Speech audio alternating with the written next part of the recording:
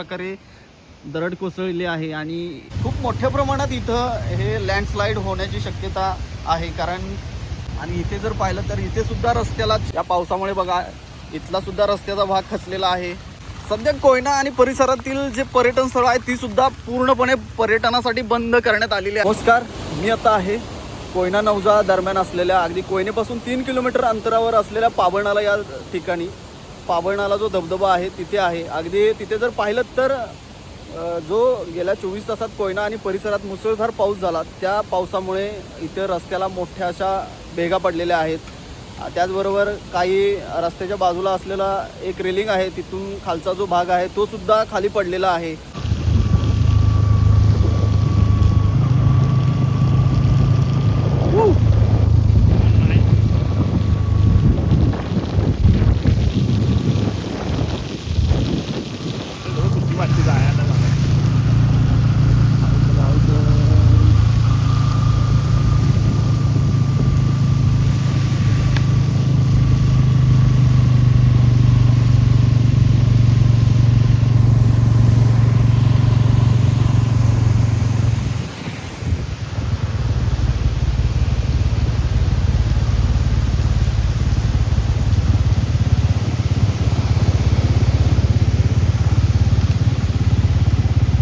झाले का पलीकडे?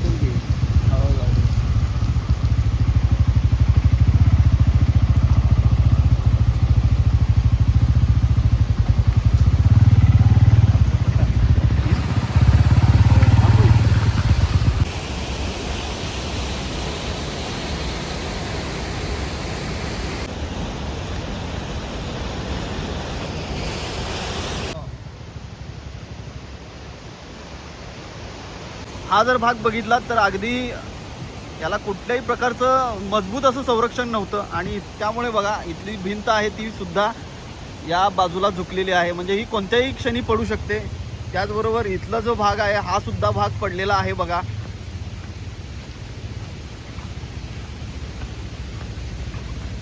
हे बघा अशा प्रकारे इथे रस्त्याला ह्या मोठ्या प्रमाणात भेगा गेलेल्या आहेत आणि खूप मोठी हानी होऊ शकते. खूप मोठ्या प्रमाणात इथं हे लँडस्लाईड होण्याची शक्यता आहे. कारण हा जो भाग पाहिलात हा संरक्षक भिंतीचा इथला पार्ट आहे तो सुद्धा त्याला सुद्धा भेगा गेलेल्या आहेत. तो सुद्धा या बाजूला झुकलेला आहे आणि इथे जर पाहिलं तर इथे सुद्धा रस्त्याला चिरा गेलेल्या आहेत.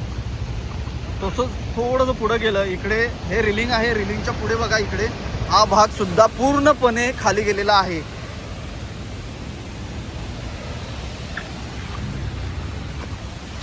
खूप मोठ्या प्रमाणात सध्या इकडे पाऊस सुरू आहे आणि या पावसामुळे बघा इथला सुद्धा रस्त्याचा भाग खचलेला आहे. अशा प्रकारे रस्त्याला तडा गेलेला आहे आणि इकडचा भाग पाहिलात तर हा सुद्धा भाग सध्या या बाजूला झुकलेला आहे. तो कधीही पडू शकतो.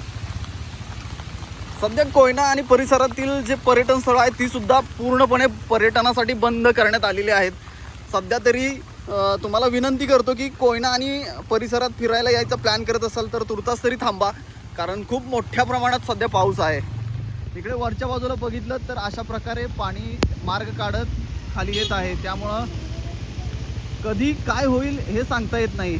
शक्यतो सर्वांनी काळजी घ्या. हे बघा हे झाड सुद्धा कधीही पडू शकतं. अगदी मोठ्या प्रमाणात इकडे सध्या काही ठिकाणी दरी पडलेल्या आहेत. रस्त्यावर खूप मोठ्या प्रमाणात दगडं आलेली आहेत आणि त्यामुळेच इथे सध्या बघा अशा प्रकारे JCB वगैरे बोलवून काम सुरू आहे. नत्ता आहे कोयना हुंबर्गी दरम्यान असलेल्या या रस्त्यावर अगदी कोयनापासून 3 किलोमीटर अंतर पुढं आल्यानंतर अशा प्रकारे इथली दरड कोसळलेली आहे आणि हा जो भाग आहे तो खूप रिस्की वाटतोय. हाही भाग कधीही खाली येऊ शकतो. अगदी इथे रस्त्यावर आलेली दगडं जी आहेत ती तात्पुरती साईडला करून वाहतूक सुरळीत करण्यात आलेली आहे. पण इथला जो भाग आहे तो सध्या रिस्कीच आहे. कारण इथं जर पाहिलं तर कोणत्याही प्रकारचा असं त्याला सपोर्ट दिसत नाही आहे आणि हा भाग कधीही खाली येऊ शकतो. सो इकडे येताना काळजी घ्या. अगदी इकडे येणार असाल तर आम्हाला मेसेज करा आणि त्यानंतरच इकडे यायचा प्लॅन करा. सध्या तरी कोयना भागातील सगळी पर्यटन स्थळं सध्या बंद आहेत. अशा प्रकारे इथली जे रस्त्याच्या मध्ये जो भाग आलेला आहे तो साईडला करण्याचं काम सुरू आहे. हा मला सांगा आतापर्यंत तुम्ही कुठला कुठला भाग असा मोकळा केलाय? आता आम्ही नुकताच कोयना ते तोरणा रस्त्यामध्ये जे पावसाच्या पाण्यामुळे दरड कोसळणे, नाला पॅक होणे हे आता क्लीन करतोय. त्यानंतर कोयना ते नवजा रोड या ठिकाणी पावळ नाला या ठिकाणी मोठ्या प्रमाणात रोड खचलेला आहे. बरोबर. त्यासाठी पर्यायी रोड तयार करायचं काम चालू करणार आहे. हे झाल्यानंतर आम्ही आता लगेच येस येस त्या खूप ठिकाणी चांगलं जातो. काम करताय.